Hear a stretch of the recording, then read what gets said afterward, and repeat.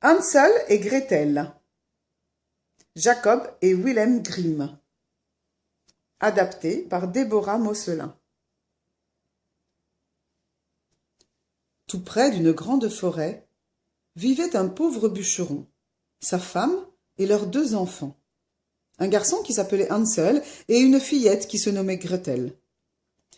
Le bûcheron gagnait si peu que le pain manqua. « Qu'allons-nous devenir ?»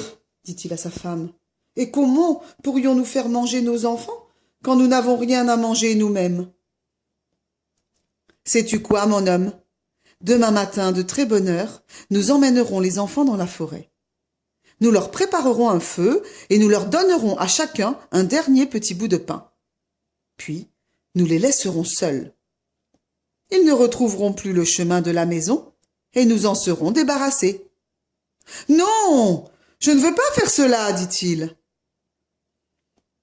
Idiot que tu es, dit la femme. Nous allons donc mourir de faim, tous les 4. » Sans lui laisser ni trêve ni repos, elle continua et insista jusqu'à ce qu'il eût consenti. « Mais quand même, dit l'homme, ces pauvres enfants me font regret. » Les 2 enfants qui ne pouvaient pas dormir à cause de la faim avaient tout entendu. Gretel, en pleurant des larmes amères, dit à Hansel: « À présent, c'en est fini pour nous. »« Console-toi, Gretel. Ne te mets pas en peine, dit Hansel. J'aurais tôt fait de nous tirer de là. » Et quand les parents furent endormis, il sortit de la chaumière, ramassa des petits cailloux et dit à Gretel: « Tranquillise-toi, ma chère petite sœur. Tu peux dormir en paix. » Puis il se remit au lit. Bien avant le lever du soleil, la femme réveilla les 2 enfants. « Debout, debout, paresseux !» leur dit-elle.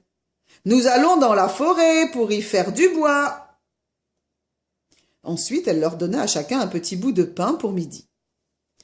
Gretel serra le pain sous son tablier, puisque Hansel avait les cailloux dans ses poches, et ils se mirent en route pour la forêt.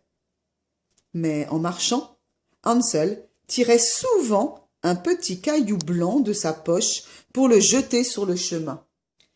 Lorsqu'ils furent arrivés au beau milieu de la forêt, le père dit: « À présent, les enfants, vous allez me ramasser du bois. Je vais vous faire un feu pour que vous n'ayez pas froid. » Le feu fut allumé, et quand la flamme fut bien haute, la femme dit: « Vous les enfants, couchez-vous près du feu et reposez-vous, pendant que nous allons plus loin faire du bois. Nous viendrons vous chercher quand nous aurons fini. » Hansel et Gretel se tinrent sagement près du feu, et quand ce fut midi, chacun mangea son petit bout de pain. Les yeux lourds de fatigue, ils finirent par s'endormir. Quand ils se réveillèrent, c'était déjà nuit noire. Gretel commença à pleurer en disant: « Comment allons-nous faire à présent pour quitter la forêt ?» Mais Hansel la réconforta et lui dit: « Attends, attends seulement que la lune se lève. » Quand la pleine lune fut levée, Hansel prit Gretel par la main et emmena sa petite sœur en suivant le chemin tracé par les cailloux blancs qui luisaient comme des sous neufs sous la lune. Ils marchèrent toute la nuit et n'arrivèrent qu'à la pointe du jour devant la maison de leur père. Quand la femme les vit, elle s'écria: « Méchants enfants! Dormir si longtemps dans la forêt, en voilà des façons! Nous avons cru que vous ne vouliez plus jamais revenir. » Le père, par contre, se réjouit de les revoir, car son cœur lui pesait de les avoir laissés comme cela. Mais, au bout de très peu de temps, la misère revint. « Il faut de nouveau se débarrasser des enfants, dit la femme. » L'homme, un gros poids sur le cœur, consentit une nouvelle fois. Les enfants ne dormaient pas non plus et avaient surpris tout le dialogue. Aussi, Hansel se leva-t-il quand les vieux se furent endormis, afin de se glisser dehors comme la fois d'avant. Mais voulant se glisser dehors, La femme avait fermé les deux parties de la porte et il ne put pas sortir. « Ne t'inquiète pas, Gretel, tu n'as pas besoin de pleurer et tu peux dormir tranquille. » Au petit matin, la femme vint tirer les enfants du lit. Mais le petit bout de pain qu'ils reçurent était encore plus petit que l'autre fois. En route vers la forêt, Hansel l'émietta de sa poche et s'arrêta de temps à autre pour en jeter une miette sur le chemin. La femme emmena les enfants bien plus loin dans la forêt. Un grand feu fut préparé de nouveau et la mère leur dit « Restez là, les enfants, et quand vous serez fatigués, vous n'aurez qu'à dormir un peu. Nous allons faire du bois un peu plus loin, et ce soir, quand nous aurons fini, nous viendrons vous chercher. » Lorsque ce fut midi, Gretel partagea son petit morceau de pain avec Hansel, puisqu'il avait semé le sien miette par miette tout le long du chemin. Après, les enfants s'endormirent et le temps passa. Mais personne ne revint près des pauvres petits. Quand ils se réveillèrent, enfin, c'était déjà nuit noire, et Hansel consola sa petite sœur en lui disant « Attends seulement que la lune se lève, Gretel. Alors nous pourrons voir les miettes que j'ai répandues et qui nous montreront le chemin jusqu'à la maison. » La lune monta et ils se levèrent. Mais ils ne trouvèrent plus une seule miette nulle part, car les oiseaux de la forêt les avaient avalés. Ils marchèrent toute la nuit et encore tout le matin, sans parvenir à sortir de la grande forêt. Vers midi, ils aperçurent sur une branche un bel oiseau blanc comme neige qui chantait si joliment qu'ils s'arrêtèrent pour l'écouter. Son chant fini, l'oiseau ouvrit ses ailes, voleta devant eux, et ils le suivirent jusqu'à une maisonnette sur le toit de laquelle il alla se poser. En approchant encore, ils virent que la maisonnette avait des murs de pain d'épices et un toit de biscuits. Quant aux fenêtres, elles étaient de sucre filé. « Moi, je mange un bout de toit, dit Hansel. Et toi, Gretel, tu peux manger de la fenêtre, c'est tout sucré. » Ils commencèrent à grignoter.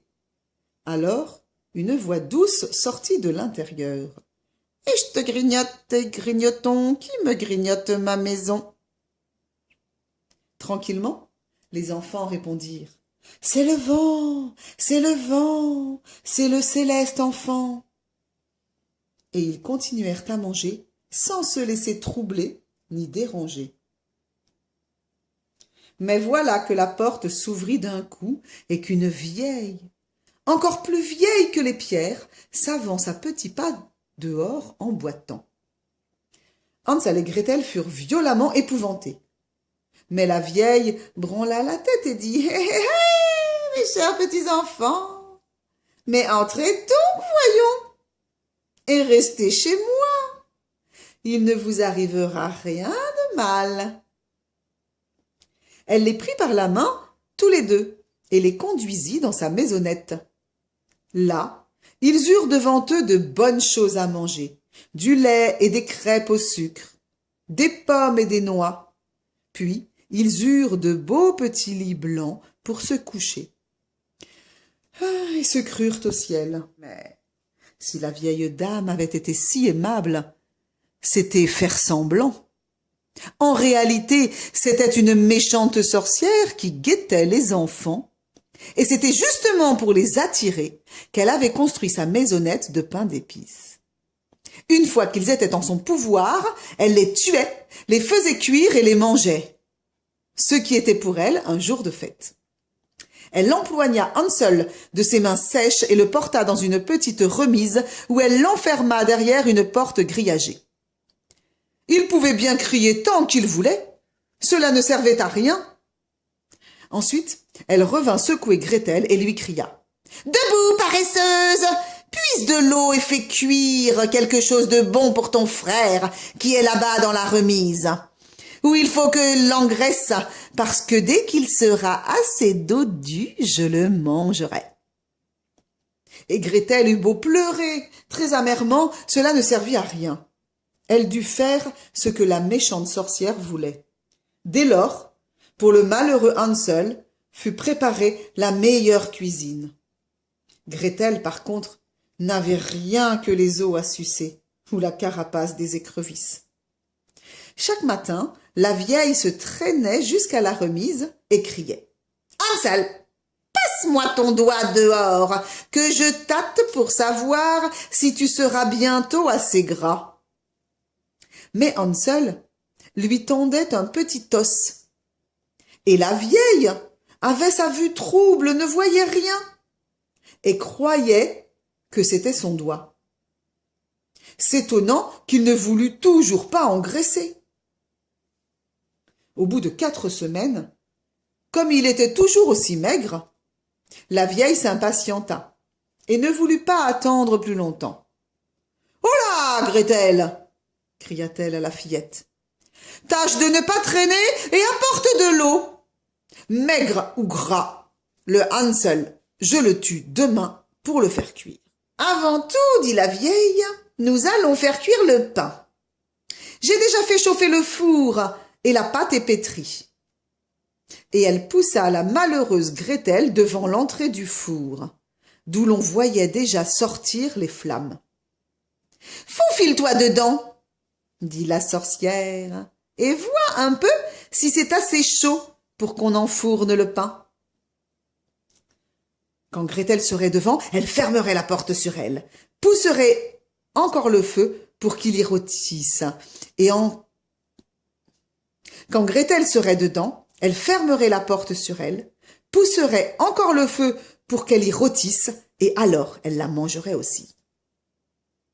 Mais Gretel avait tout compris. « Ah, je ne sais pas comment m'y prendre pour entrer là-dedans. Que faut-il faire ?»« Ah, stupide dinde !» s'exclama la vieille. « L'ouverture est bien assez grande, regarde, je pourrais moi-même y passer. » Et en même temps, elle s'accroupissait devant le four et s'y poussait à petits coups pour y engager la tête. Alors, Gretel la poussa un grand coup pour la faire basculer dedans, ferma la porte de fer et bloqua le verrou. La maudite sorcière brûla et périt misérablement. Gretel s'était précipitée vers Hansel, ouvrant vite la petite remise et lui criant « Hansel, nous sommes libres! La vieille sorcière est morte !» Quelle joie pour eux! Maintenant qu'ils n'avaient plus rien à craindre, ils entrèrent dans la maison de la sorcière, où il y avait, dans tous les coins, des coffres pleins de perles et de pierres précieuses. « Ah, c'est encore mieux que les petits cailloux blancs !» remarqua Hansel, tout en remplissant ses poches à craquer. « Moi aussi, je veux rapporter quelque chose à la maison, dit Gretel, qui en prit plein son tablier. « Mais à présent, allons-nous-en, dit Hansel, parce qu'il faut d'abord sortir de cette forêt de sorcières. » Et ils s'en allèrent et marchèrent pendant quelques heures, jusqu'à ce que la forêt soit de moins en moins étrangère, toujours plus familière à mesure qu'ils avançaient, jusqu'au moment où ils aperçurent la maison de leur père. Ils y coururent, entrèrent en trombe dans la chambre et se jetèrent au cou de leur père. Le pauvre homme n'avait pas eu 1 heure de bon temps depuis qu'il avait laissé les enfants dans la forêt, et sa femme était morte. En secouant son tablier, Gretel fit cascader les perles et les pierres précieuses qui roulèrent de tous côtés, cependant que Hansel les tirait par poignées de ses poches. Dès lors, ils vécurent ensemble perpétuelle joie.